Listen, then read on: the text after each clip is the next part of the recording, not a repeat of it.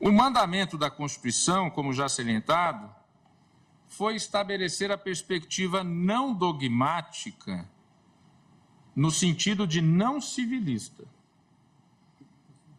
de ocupação das terras pelos povos indígenas, para lhes garantir a proteção a seu modo de vida, que perpassa pela garantia de usufruto exclusivo de suas terras. Essa ideia em nada se confunde com a chamada posse imemorial. Expressão que, saliente-se, jamais foi adotada pela Constituição.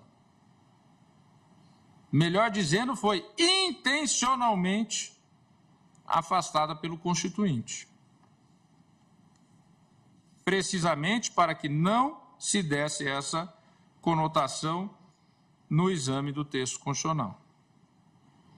Portanto, ao adotar a teoria do indigenato e assegurar a proteção à terra e ao território indígenas, a Constituição de 1988, longe de pretender assegurar o retorno dos povos indígenas a uma situação imemorial,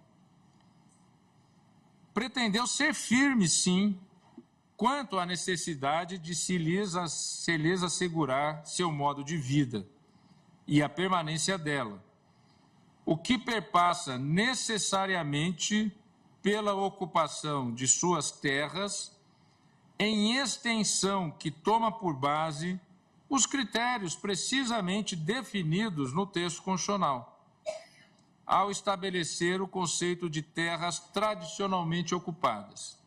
E aqui permita-me repetir, abro aspas, as por eles habitadas em caráter permanente, as utilizadas para suas atividades produtivas, as imprescindíveis à preservação dos recursos ambientais necessários a seu bem-estar e as necessárias à sua reprodução física e cultural, segundo seus usos, costumes e tradições. Fecho aspas. É a Constituição. Portanto, o comando constitucional do artigo 231 é, a meu ver, direcionado à concretização e efetividade dos direitos indígenas, que partem todos do direito à terra, na dimensão de seus modos de vida.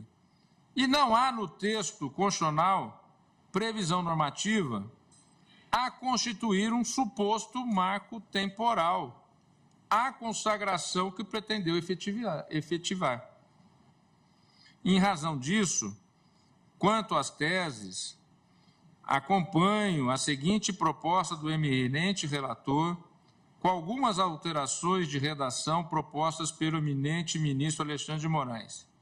E aqui já estou indo, então, ao ponto da tese, a partir do item 3 do eminente relator, com alterações do ministro Alexandre de Moraes, no seu voto, que também partiu da tese do eminente relator, no que pertine ao marco temporal.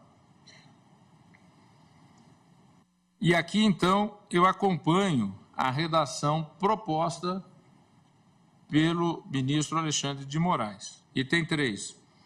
A proteção constitucional aos direitos originários sobre as terras que tradicionalmente ocupam independe da existência de um marco temporal em 5 de outubro de 1988 ou da configuração do renitente esbulho, como conflito físico ou controvérsia judicial persistente à data da promulgação da Constituição.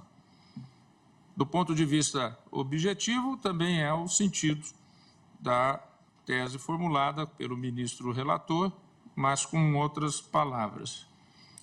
E aqui eu opto pelas do ministro Alexandre de Moraes. Agora passo a um outro ponto, senhora presidente. Ministro Toffoli, nessa parte do seu voto, Vossa Excelência deixa explícito que já transcorreu por aí, às vezes até no anedotário, de que, por exemplo, Copacabana deveria ser totalmente desfeita para que ali se voltasse a ocupação de terras indígenas. Esse não foi o mandamento da Constituição. Não, foi a ratio legis da Constituição. há que se ter um vínculo, né?